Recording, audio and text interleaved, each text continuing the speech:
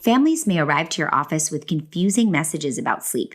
For that reason, it's important that you're prepared to identify and dispel some of the most common sleep myths that families will encounter. Myth number 1. Some babies just get up early.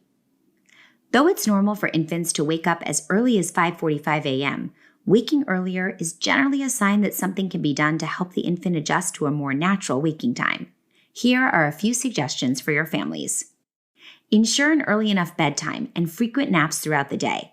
While this is extremely counterintuitive, a sleep-deprived baby will actually sleep less than one who is well rested.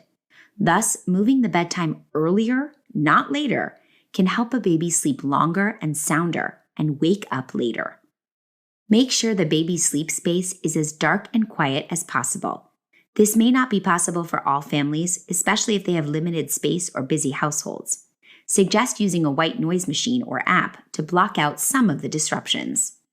Keeping babies dry by using an overnight, high-capacity diaper can help prevent early morning waking due to discomfort.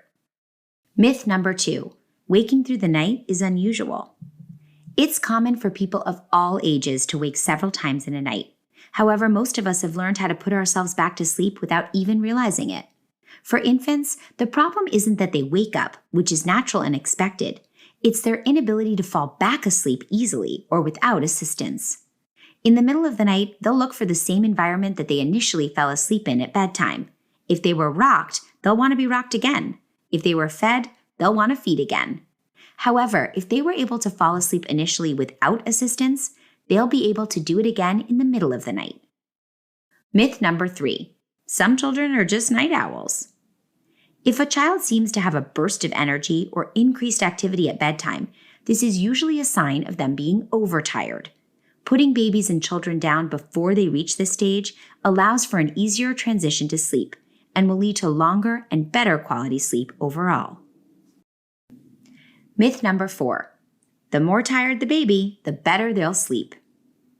As with that last myth, when a baby's overtired, their body, like ours, produces a variety of hormones to stay awake. This natural response makes it more difficult for a child to fall asleep and can make the sleep more disrupted through the night. This runs contrary to many parents' beliefs that the children should be tired out or kept up later to have them sleep later in the morning. Parents can look for early sleep cues to help their children transition to sleep before they get overtired in order to ultimately improve sleep quality. Myth number 5. Adding cereal to the bottle or starting solids will help a child sleep through the night. This has not been shown to improve sleep quality or quantity and has actually been associated with an increased risk of obesity.